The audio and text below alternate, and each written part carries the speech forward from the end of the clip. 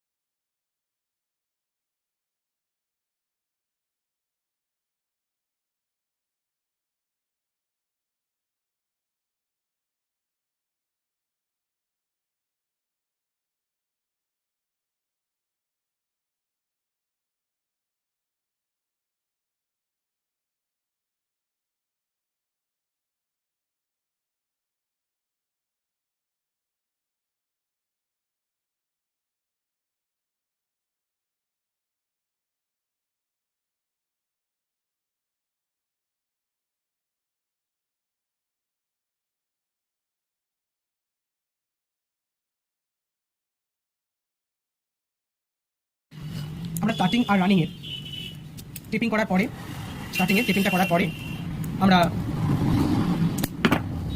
রানিংয়ের পেপারটা করে নিচ্ছি। এই রানিংয়ের পেপার করাতে করাতে আমি টার্মসটা আলোচনা করছি। আমরা 11 mm এর ওপর, 11-12 mm এর ওপরে স্ট্যাটর থাকলে তাতে আমরা স্টার্টিংয়ে 35 নম্বর ওয়্যার দিয়ে স্টার্টিংয়ে আমরা দেবো 500 এবং রানিংয়ে দেবো 520, অর্থাৎ 520 টার্ন। তাহলে আরেকবার রিপিট করছি, আমরা স্টার্টিং রানিং দুটোই 35 নম্বর ব্যবহার করব। স্টার্টিংয়ে দেবো 500 এবং রানিংয়ে দেবো 520। আশা করি এই টার্মসে আপনারা কয়েল বাঁধলে কয়েলের স্পিড দারুণ থাকবে এবং কয়েলের লংজিভিটিও দারুণ হবে, হিটিং কম হবে, ভালো রেজাল্ট পাওয়া যাবে। ব্যবহার করে দেখতে পারেন, যদি কাজের হয় তাহলে প্লিজ একটু সাবস্ক্রাইব করে পাশে থাকবেন, এটাই বারবার বলা। আর যে কথা বলার, যে টেপিং, আমরা যদি স্টার্টিংয়ের টেপিংটা ভালো করে করতে পারি নিখুঁতভাবে, তাহলে আমাদের রানিংয়ে টেপিং করার কোনো প্রয়োজন নেই। আমাদের টেপিং করার উদ্দেশ্যই সেপারেশন করা, তাই স্টার্টিংয়ে টেপিং সুন্দর হলে রানিংয়ে আর টেপিং করার কোনো দরকার নেই। আমরা যদি ডাইস ঠিকঠাক সেটিং করতে পারি, কয়েলের শৌখিনতাও আসবে, তারের ওয়েস্টেজও কম হবে এই টার্মসে, এই ক্যালকুলেশনে, এবং কয়েলের ওভারঅল রেজাল্টও খুব ভালো হবে। ভিডিওটি দেখতে থাকুন, এরপরে আমরা রানিং থেকে ওয়াইন্ডিং করে নেবো। রানিং থেকে ওয়াইন্ডিং করার পরেই আমরা লুকটা তুলে নেব। লুক তোলানোর পরেও ফাইনাল লুকটা আপনাদেরকে দেখাবো কত সুন্দর আসে, এবং সিরিজ টেস্টিং করেও আমি দেখিয়ে দেবো রেজিস্ট্যান্সটা কেমন আসছে। ওকে, দেখতে থাকুন, পাশে থাকুন, সাথে থাকুন।